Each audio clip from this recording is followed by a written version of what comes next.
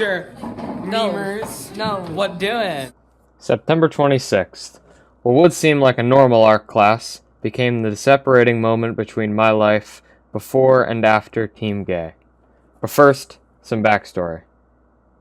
On the day of that art class, original founders, myself, Aiden Winter, Simon Uter, and Luke O'Brien were recounting the many stale memes and other embarrassing things of our elementary school days, like these nuts jokes or 21. One of them brought up that they couldn't look back at it since they had no video, and we decided to make a video showing some things that we found funny as a sort of time capsule. The group stayed centered around Luke O'Brien for around the first 10 to 15 videos, with videos like Luke O'Brien knows how to tie a tie and Luke O'Brien butters a roll with utter finesse. Very few videos branched off from this pattern until the idea for Team Gai came. The idea was to create a team, sort of like the topical group Team 10, but use the catchphrase coined in the first video, "You gay lol," as the revolving theme. We wanted to make it so that the entire group didn't focus on Luke O'Brien, but instead everybody. There was also a wish to make reoccurring series. We didn't know it, but before Team Gai was truly even a thing, the first of these series was created. Originally after the creation of the concept of Team Gai, things went very well. The very next episode would be the creation of my beloved series, Gai Alert, in which I would interview members of Team Gai or report on events within Team Gai. So, we don't have a pencil, maybe for a finger. Gotcha. Jake, what did you say? However, Team Gai wasn't very popular in our grade. It was decided that we would need to stir up a little controversy. Around only 4 days after Team Gai was created, a video was published in which Luke O'Brien refuses to stand for the Jeffy Lawler anthem. Rise for the Jeffy Lawler anthem.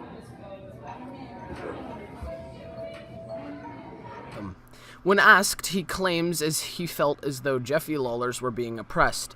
Later that night, he would upload a video on his own channel stating his wish to leave. However, little known to the public, this was actually a hoax. I can't believe that I'm actually making this video, but I am. There were plans to make diss tracks on each other, one of which was released with very poor quality.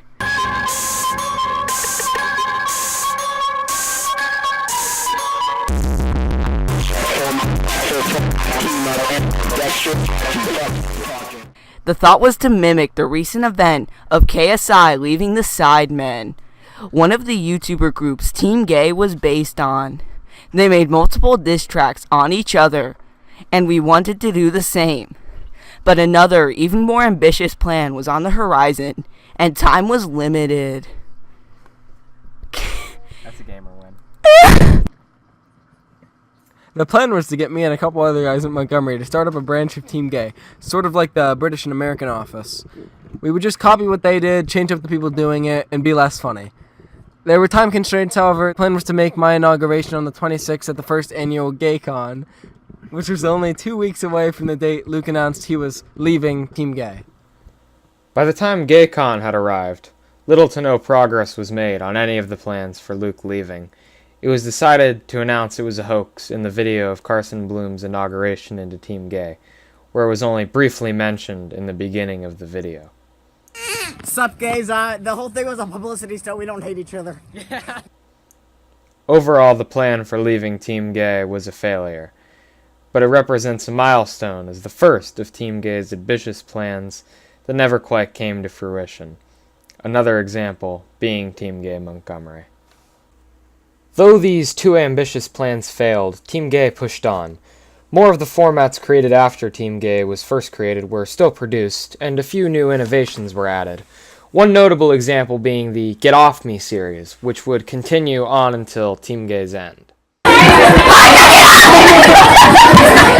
are you desperate? There was also the first example of a Team Gai movie, or lore piece of some sort, with a new challenger approaches.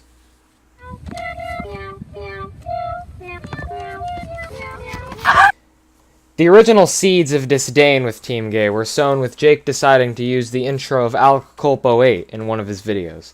Alec would complain about this, which Jake would just shrug off. This is a rivalry very important for the future of Team Gai, though. Another rivalry that would develop would be between Team Straight, whose very name was designed to be the opposite of Team Gai. Led by Lucas Pearson, they would assault Team Gai members 2 times, only one of which has video surviving.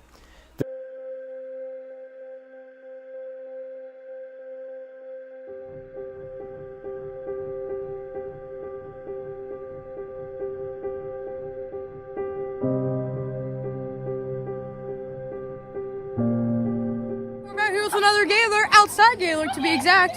No one saw that food spit. Team Straight! Team Straight! Jake Hackersack! Jake Hackersack, I hate you! The channel no longer exists, but I reached out to former leader Lucas Pearson for comment about the motives of Team Straight.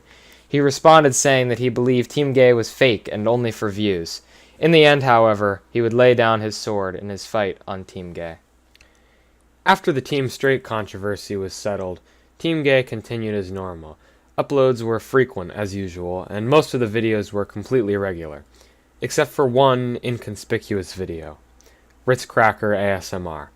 Now, were Ritz Cracker ASMR uploaded at a different time, it might not have been seen as significant at all. It's a fairly normal, stupid albeit, video, but it would gain importance as Team Gai's last. January 18th started just like any other day, but there seemed to be something off. Then, at around 2:20 p.m., Jake Grosh was called down to the office about Team Gai.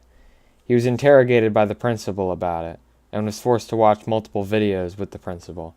Later, Noah Worth would also be called down to the office to discuss a fan fiction that was on his school email that Jake shared with him. The members of Team Gai were very worried in the days immediately following the incident. Ultimately, though, Jake Grosh, the owner of Team Gai, bore the punishment, since the channel was on his school email. He was suspended for 2 days, in which he told the school he had moved to New York. Our permission to edit anything on the channel was taken away, and it was left as an archive, as it was intended to be from the very beginning. Shut up, Noah. I beat Fallout 4 in 30 hours, so I'm better than you. Okay, so, Jake, explain to me what happened on the day that you were called down to the principal's office about Team Gai. Did that happen to be the day where Mr. Johnstein called me down to the office to delete Team Gai? I do believe that that was the day, yes. January 18th. Shut up, Luke, you know that is the day. That's January 18th of 2018. Yes, that is the day. That happened. I farted. So,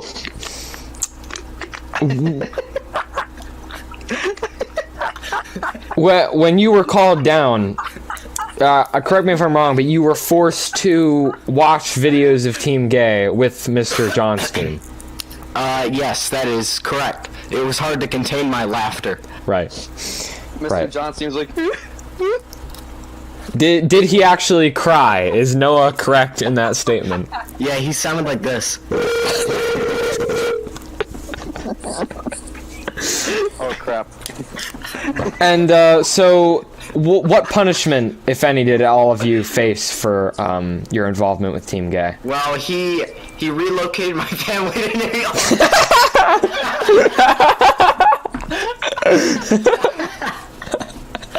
Yeah, for how long were you relocated to New York for? What? How long did I do that for? Yeah, how long were you relocated to New York for? Like 2 days. And Mr. Worth, anything for you? I didn't actually get relocated. That was a joke. He was just like, he's... Idiot, it's supposed to be professional.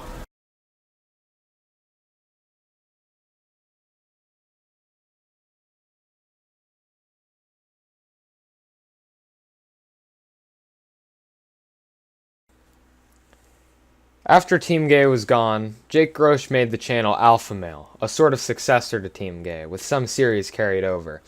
And even though the channel had died, the group lived on, making vlogs and such occasionally in the name of Team Gai. And there was even a plan to make a channel that used the sort of group mentality that Team Gay had thrived on, called Slenderman Gangnam Style Parodies. However, I'd argue the real legacy of Team Gay was the way that it acts as a time capsule. Even just a year after Team Gay was created, we already look back and sort of cringe at all the stupid antics we had, and the things we found funny. So Jake, you being... It was in your Google Drive, right? No, Excuse me. Jake, you being the sole person who faced punishment for your involvement with Team Gay, would you say that you, in any sense, regret Team Gay?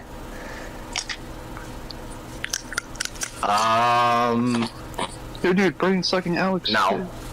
You don't? No. Why not? Because, I don't know. I guess I appreciated the time that I spent in that whole era. Mm-hmm. And do you believe that Team Gay had any strong influence on channels like Alpha Male or Chef in your case, Noah? I mean, Alpha Male is kind of the sequel. Would you say that Team Gay brought us closer together as a friend group? Yes, I would. You would say that? Yes. And Mr. Worth, any opinion on that statement? I mean, I loathe all of you. Right. But any specific favorite videos from Team Gay? Get Off Me one. Get Off Me one. That's a good one. I enjoy that one. Like the Get Off Me. Dude, you can't. You can only dab for that. And Jake, you? Huh? Do you have any particular favorite Team Gay videos? I don't remember most of them. I like Get Off Me 3. In my opinion, it was the best one. Mm-hmm. I can see that. I can see that. Get Off Me 3 was a good one. Some of the most influential Gay alerts. I love all of us hailing Kavanaugh at the end of it. Yeah.